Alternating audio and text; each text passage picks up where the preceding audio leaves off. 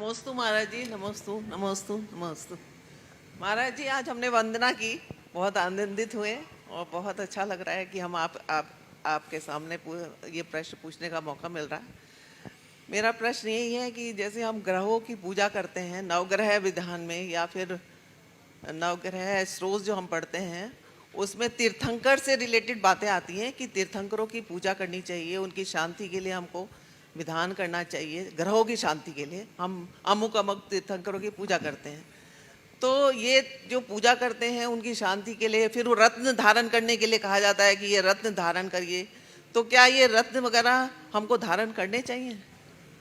देखिए, सबसे पहले इस विषय में मैंने पहले भी अनेक बार प्रकाश डाला है, लेकिन एक लंबे अंतराल के बाद ये सवाल आया है और मैं समझता हूँ इस तरह की चर्चा बीच बीच में होते रहनी चाहिए।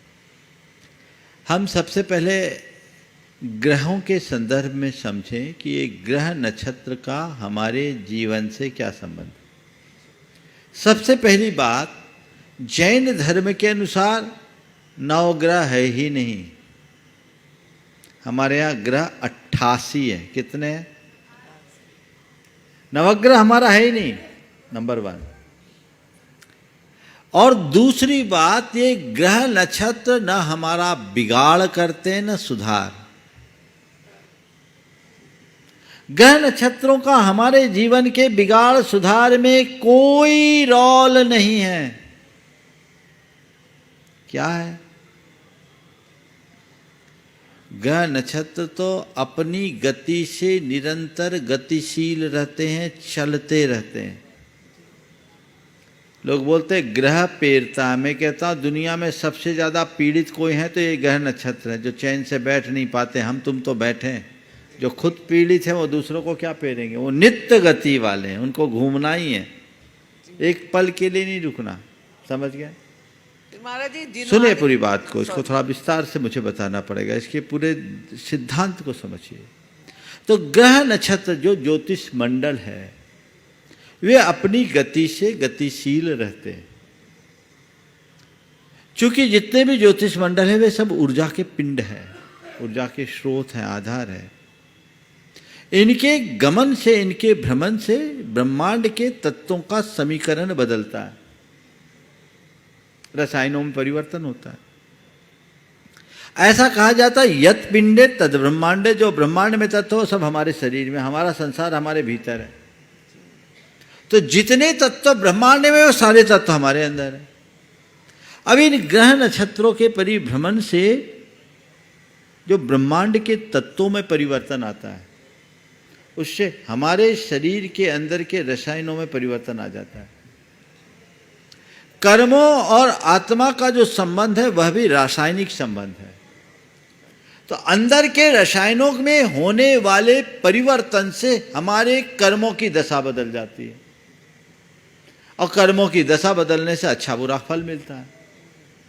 तो हमारे ज्ञानियों ने एक विज्ञान विकसित किया जो ज्योतिष विज्ञान के नाम से जाना गया, कि कौन व्यक्ति किस समय कितने बजकर कितने मिनट पर किस स्थान में जन्म लिया, उसके अनुसार उसका एक गोचर बना दिया गया।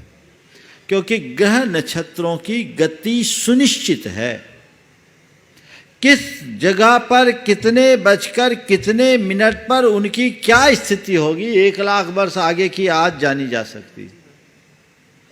तो उनने कहा ये तो फिक्स है, तो उसके आधार पर हमारे शरीर के रसायनों में क्या प्रभाव पड़ेगा इसको कैलकुलेट करो। उसे जानने के लिए एक प्रतीकात्मक व्यवस्था गोचर में दे दी, जो 12 ग्रह के नाम दे दिए गए। 12 राशियों के नाम, 9 ग्रहों के नाम दे दिए गए। 12 राशियों में 12 घर बना दिए गोचर के, और एक प्रयोग प्रतीकात्मक शब्दों में कहने लगे ये ग्रह की ऐसी दशा, ये ग्रह की ऐसी दशा, ये ग्रह की ऐसी दशा। अब कालांतर में क्या होने लगा, लोगों ने ग्रहों को पूजना शुरू कर दिया कि ग्रह हमारा काम कर रहे हैं। ग्रह बेचारे क्या करेंगे, ये काम तो तुम्हारे कर्मों से है। अगर ऐसी दशा में तुम अपनी भाव दशा को बदलो तो बहुत कुछ परिवर्तन किया जा सकता है, क्योंकि कर्म अपना फल द्रव्य क्षेत्र काल भाव के अनुसार देता है। ज्योतिष को जानने का मतलब यही, अध्यात्म में ज्योतिष का यही उपयोग है। लोगों ने वो प्रयोग बंद कर दिया और ढेर प्रकार के ठटकर्म जोड़ दिए, तो ग्रह नक्षत्रों की पूजा शुरू हो गई। जब ग्रह नक्षत्रों की खूब पूजा होने लगी, लोग उधर रुझान बढ़ाने लगे, इनके मंदिर बनने लगे, तो हमारे ज्ञानियों ने एक बात निकाली कि हमारे जिन मंदिरों में लोक में मान नवग्रहों को नवग्रह मानते हुए भगवान के चरणों में वंदना मुद्रा में अंकित कर दिया। 10वीं, 9वीं, 10वीं, 11वीं शताब्दी में बहुत सारी ऐसी मूर्तियां प्रतिष्ठित हुई जहां भगवान के पाद पीठ पर ये नवग्रह अंकित है, नमस्कार कर रहे। उसके पीछे शिल्प के विकास के साथ एक संदेश था कि भैया कुछ भी है तो उन ग्रहों को मत पूजो, तुम जिनको पूज रहे वो इनको पूजते हैं, ताकि उधर से बचाया जाए। फिर जब लोगों का रुझान उधर कर्मकांड की तरफ बढ़ा, मध्यकाल में कर्मकांड बहुत बढ़े, तो उस कर्मकांड की तरफ जब लोगों का रुझान बढ़ने लगा तो कहा चलो नवग्रह के अरिष्ट के निवारण के लिए 24 तीर्थंकरों में से नवमांस मैत्री निकालकर कुछ भगवान को अलग अलग ग्रह शांति का आधार बना दिया कि चलो पूजना तो इनको पूजो। और अब 20वीं शताब्दी के अंत से एक और नई परंपरा चालू हो गई कि नवग्रह मंदिर ही बनने लगे। तो उसका ये चीजें ठीक नहीं है। कर्म काटने के लिए भगवान की पूजा करो, ग्रह तो अपने आप शांत हो गए। ग्रह के समन के लिए नहीं, परिग्रह के समन के लिए भगवान की भक्ति करो, सब ठीक होगा। वो धरा रह गया और लोग तरह तरह के लोग पूजने लगे। आप देखिए इनकी पूजा करने वाले एक शनि ग्रह के बहुत बड़े प्रवर्तक थे, शनि ग्रह की पूजा करने वाले, आज वो गर्दिश में है ना, जेल के अंदर है, हमने सुना है ना, नाम मुझे नहीं मालूम।